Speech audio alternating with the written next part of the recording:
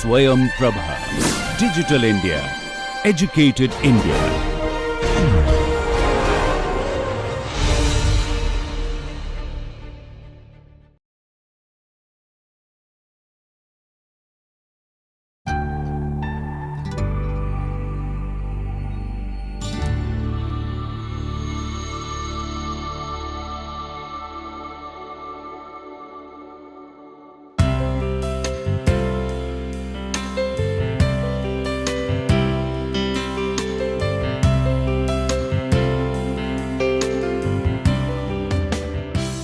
Hello everyone, welcome to the lecture series on disaster recovery and Build Back Better.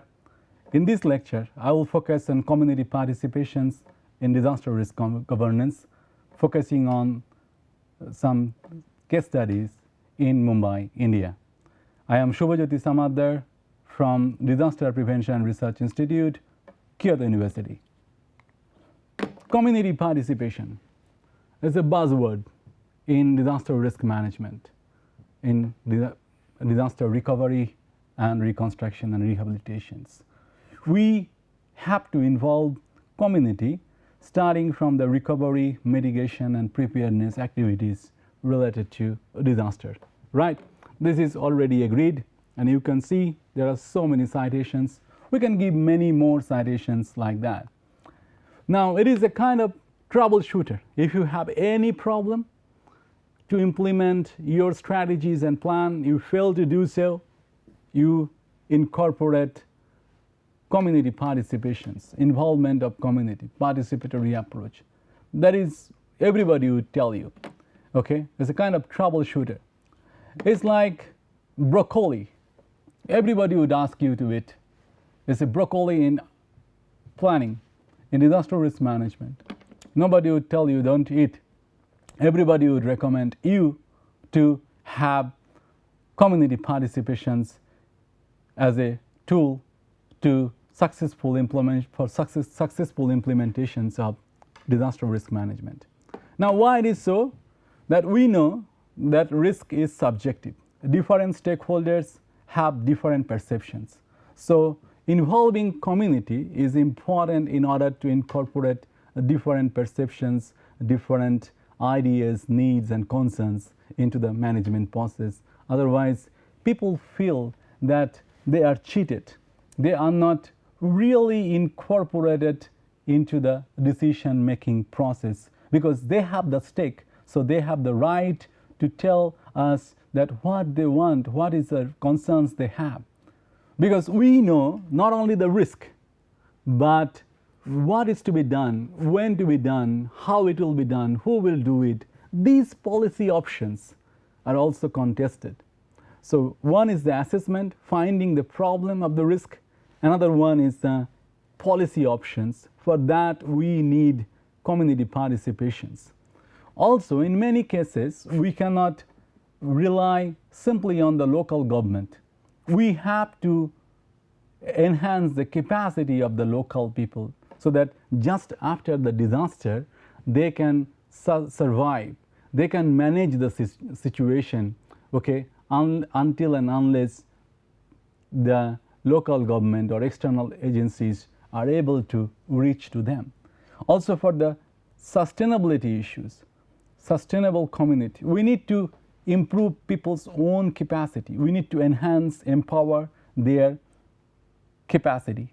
So, self-reliance and using the local knowledge are critical components in disaster risk management. So, therefore, we should promote community participations in disaster risk management. But in reality, there is a huge gap. We are asking that, okay, we need to involve community into disaster risk management, but actually it is not happening. There is a huge gap between policy and practice, theory and implementation. Why? Why? Why, after spending so much of time, energy and money, we fail to incorporate communities, local communities into the decision-making process? Why participatory disaster risk management programs, they failed? It could be in rehabilitations, it could be for the preparedness, whatever. So participation, the one reason that participation is understood and practiced in different manners. There is no one universal definition of participations. Okay?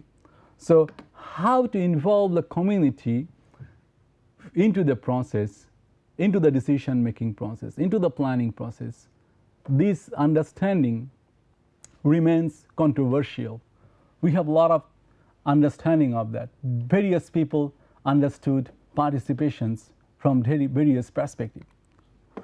This is one of the classical model developed by Shelley and Stein, and talking about the types of participations, a ladder of public participations. If you look into the left hand side, you can see there is starting from manipulations, then informations, consultations, partnership, and citizen control. What is that? Let us convert this model in disaster risk management context.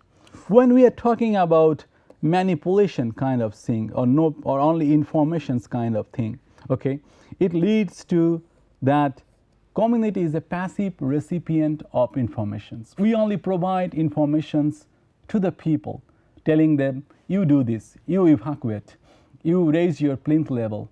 Okay, these simple things that we experts know everything, and we are telling the people what to do, and they just get the informations, receive it, and they will follow our instructions. Okay, so that is a simple model that we follow. Another one is kind of tokenism, okay, or consultations. Some people are saying, in case of disaster risk management, that our focus is not that people are not passive recipient, but what we do then, we actually involve them in understanding the risk, because we know people have different understanding of the risk. So we should simply ask them to participate, to tell us, along with the expert, that what are the risks they think they are vulnerable to. Okay, so just for the risk assessment, we involve them. In little higher level, value consultations, we not only involve them in assessing the risk, estimating the risk, but we prepare a plan. Most of the cases in urban planning, we prepare the plan, and then those who are living in these areas, those who are the citizens or the stakeholders, we invite them and we show them, okay, hey, we prepared this plan. Now tell us this plan is good or not. They didn't prepare the plan. We prepared the plan, experts, okay, authorities, implementing agencies, they prepared the plan, and they are asking common people that what are the gaps there, what are the components to be incorporated into this decision making process. Okay, this is still a kind of consultations kind of question, a simply kind of question of consultations. Some more radical people in participations, they are saying this is not even enough. What we need collaborative knowledge and action plan development. Collaborative knowledge. In that process, the community and the local leaders, along plus the experts or the external agencies, they should sit together. They should share information with each other, community from their own experience, from own local knowledge, and the expert from their own expertise, scientific understanding, they would also provide input to the project. And then both of them together, by sharing and exchanging information, would develop. First, they would understand the problem, what are the risks they are facing, and how it can be solved, and what are the options, tools, and strategies that we can adopt. So this is another way of looking into the participations. But starting from the bottom to the top, everybody is saying that I am doing community participations. Any project you open, they would say, that our project is participatory. But it could be just participatory means providing informations, or it could be just a value consultations with the people, or it could be at the collaborative knowledge or plan development. Then if all of them are participatory, then we are lost. So therefore, people have different understanding. There is no universal definition of participations, given that it's really challenging to incorporate community into the planning process. Not only that, we have different participatory tools. In case of disaster risk management, we have risk mapping, we have Yuanmen-Kaige system method or Foursquare table method, or maybe disaster games, or maybe some scenario development, or some interactive workshops. So these all are considered to be participatory tools. That means a tool to involve local community into the participatory process. Okay, we have so many tools. Now, these tools, they vary from each other in terms of their structure, in terms of their method, in terms of their time, resources, skill. They vary from each other, great extent. The way you conduct Yuanmen-Kaige, you cannot conduct the game. But all participatory tools, they have one common objective. That is, they wanted to involve community into the disaster risk management process. When I am a practitioner, I am very confused. Which tool to take, which tool to adopt in order to effectively involve community into the decision-making process? I don't know. Then which one I should try and what basis? That's a real dilemma. Being a practitioner, so I would like to ask this question to the expert. Another problem is that when we are talking about various kind of participatory exercises, they also vary in great extent that how they are, what is the purpose of that exercise? Is it just focusing on understanding the risk or people's perceptions, or is it also that how to manage the risk? Some studies is showing that most of the cases, disaster risk management participatory tools, their focus is on understanding the risk, awareness, but they have less focus on how to manage the risk.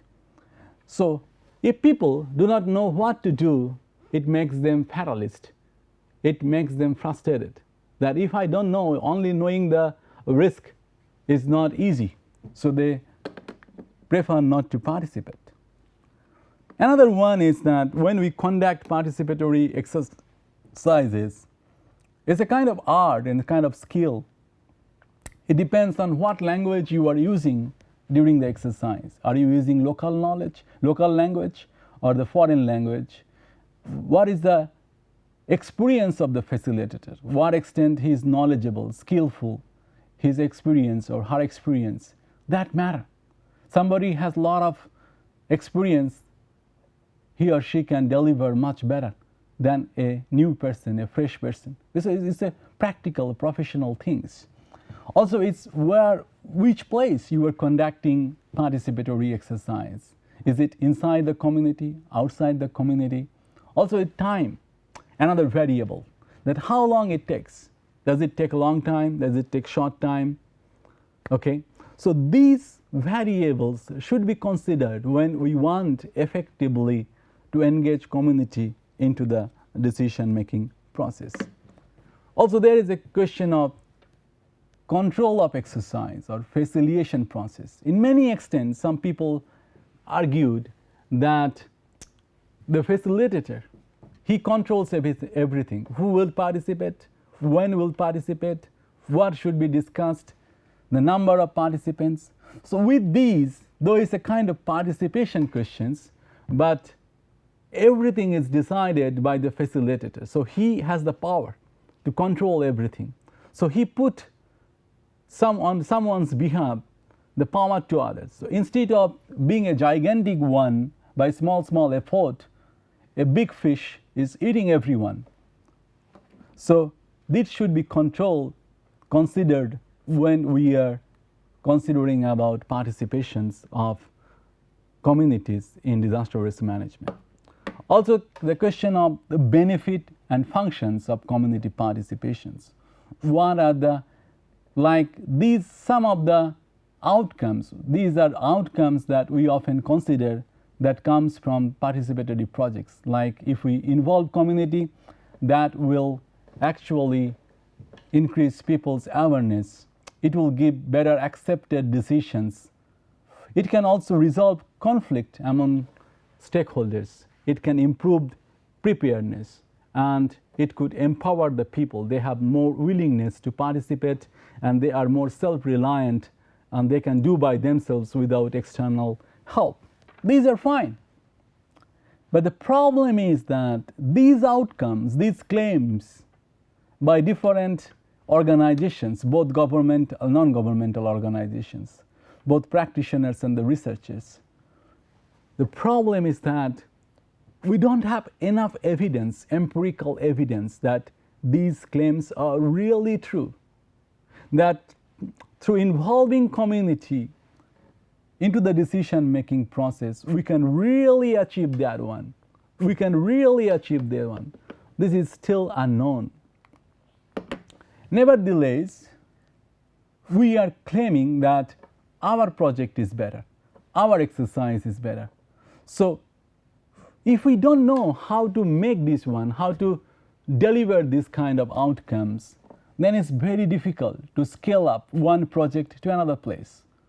The project that is appropriate in Roorkee may not be appropriate in Delhi, may not be appropriate in Dehradun. So we need to know what to do then. Another problem is that there is no single nomenclature of participations, participatory based disaster risk management. We gave it so many names. For example, community based disaster risk management, CBDM, integrated community based disaster risk management, participatory disaster risk management, local level disaster risk management, multi-stakeholder participations, collaborative disaster risk management. They all are considered to be participatory, but they have a different name. For the practitioners and also for the community, it's very confusing that how they are different, why they are given different names. It actually makes the situation complex. As a result, what we are finding across regions, across nations, across globe, that participatory programs, participatory exercises, projects, that is, if it is called in somewhere good, successful or effective, we are not able to transfer these knowledge into another place. They're saying that it's very localized, site-specific. We cannot translate that one. So there is a huge gap between theory and practice. Okay? So then what we need to do? How we can solve this problem? Some people are saying that we can solve this problem by developing a framework. We need to kind of evaluation that what works and why not. So for that we need evaluation, and for that evaluation we need some framework. So participatory disaster risk management should have one framework through which there's a kind of benchmark through which you can tell, okay, this project is working well and this project is not working well, to involving community into the decision making process. So there are a lot of theories on that, But if we can accumulate those theories, summarize them, we can actually get a picture of a kind of synthesis of these one. What we found is that the most of the arguments are coming in two pillars, or kind of two components, two major components. One component is the process-based criteria, that there is a process that a participation should follow, and there is an outcome that we can get from participations. So what is a process? This is a pathways to achieve the expected outcome, that I want to go there, so I have to follow some functions, some steps, some measures. It's a kind of mechanism to adopt who will join, when will join, and what extent he will be joining, and evaluate the quality and characteristics of the means of participations, like early and continued engagement of the community, representation of relevant stakeholders, fairness, capacity building, incorporating local knowledge, good facilitations, resource availability. These should be considered as participatory. Then we have outcome-based criteria. These are participations from what we can achieve from the participations. What are the outcomes? It's not necessary that if you follow a particular process, an ideal process of participation, it's not necessary that it will deliver you a good outcome, good effective outcome. So then outcome-based criteria, we expect that what are the results, expected desired result, okay? And what are the mechanisms to channel communities' demand, reduce delay in difficult decision making, enhance ownership, build consensus, etc.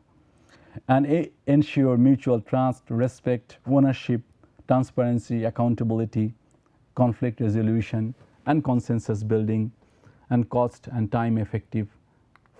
So based on that, we can actually develop these framework. On the left hand side, we have process of public participations. On the right hand side, we have outcomes of public participations. Like for the process of public participations, we may consider early engagement of the community and representations of, so early engagement of the community, it means that community should be involved from the very beginning of the participations. It is not that they will suddenly call for involving in construction process in a build back better situations. But we should first know that what is the existing problem, what are the concerns there, what are the prevailing issues there, okay? And then representation of stakeholders. Community is not a black box. There are a lot of differences among themselves. Some is based on class, based on gender, based on caste, status.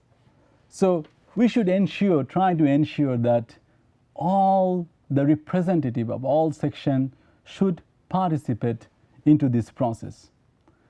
The third criteria of process based is the clear and agreed objective at the outset. Many cases that we discuss with the community, but we don't have any agreed objectives, or maybe we don't have any clear objectives. It's always evolving. So it's better to make a very clear objectives. Okay, these are some of our goals and that we would like to achieve. So this will give the community an idea that what they can expect from this project, and we can reach to a consensus in the very beginning, at least some tentative consensus that okay, this is the outcome and we can go ahead for that. Then another one is that continued engagement of the community. Okay, it's not that you ask them, invited them to participate in the very beginning and then you forgot them. No, you should not forget them. You should actually continue consultations with them, involving them in every sphere of life, of the planning process. What is the problem? What is to be done? Who will do it? How do we do? So their roles and responsibilities should be also mentioned, so that community feel kind of ownership. That okay, I am in the project.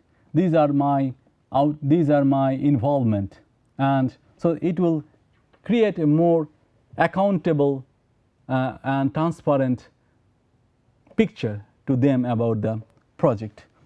Fairness. Fairness is a kind of component that we discuss, that we are saying that okay, is sometimes people participate, but it's just a physical participations. They don't have any power or the freedom to express their own opinions. In case of in a village, maybe there are upper caste and lower caste people, they are involving into this process in a discussions, and some of the dominant caste or dominant class, they do not allow the lower caste people or lower class people to talk freely, to propose any new topic or to suggest any new strategies. So that should not happen. Everybody should have the fair and equal right to discuss and suggest on disaster risk management. Then another participatory component is the power to influence the decisions. We should remember that many cases people are invited, people are engaged, but maybe the financial agency, the major financial resources that is coming from the external agencies, community has less contribution financially. Then what is the case that the external agency, they consult with the community, they involve them throughout the process, but when they make the decision, when they make the plan, there is no reflections of community's opinions, observations and suggestions. So community has very less power, very less stake to influence the decisions. But for the governance, power is very important. Community should be involved into the decision-making process. They should control the decision-making process. They should enjoy a certain amount of freedom and power. Capacity building. Capacity building means that the community, in order to engage with other stakeholders to negotiate with others, to bargain with others, or to involve in the discussions, critical discussions, they should have certain knowledge or skills. Sometimes because of lack of educations or illiteracies or remoteness of the place or remoteness of their exposure to external agencies or external like media, some sections of the community or few communities, they have less this kind of knowledge, technical knowledge or outside knowledge, external knowledge or formal knowledge. Therefore, they cannot effectively negotiate with the external agencies. So they should have this power to bargain with the other, so that we should improve their knowledge and capacity. Also, they should be able to trust themselves. Okay, this is important. And good facilitation process. There should be enough skill, like face-to-face and using local language, not to widen the scope of the program exercise. These are some of the components we should consider in the facilitation process. So it's a kind of art and skill of the facilitator to conduct effectively participatory tools. So that we should consider when we are involving community. Good facilitation, okay, and then we need to incorporate local knowledge. Many cases that latent knowledge, tacit knowledge, that's are important.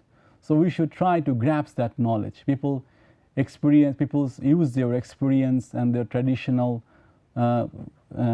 living in the same place that developed a knowledge, and that can eventually, and also the resources, like they have sands, muds, these should be, or trees, whatever natural and other resources they have and knowledge they have, that should be used. It could be makes the project more cost effective, and they can feel their ownership. And also there should be some resource available. Okay.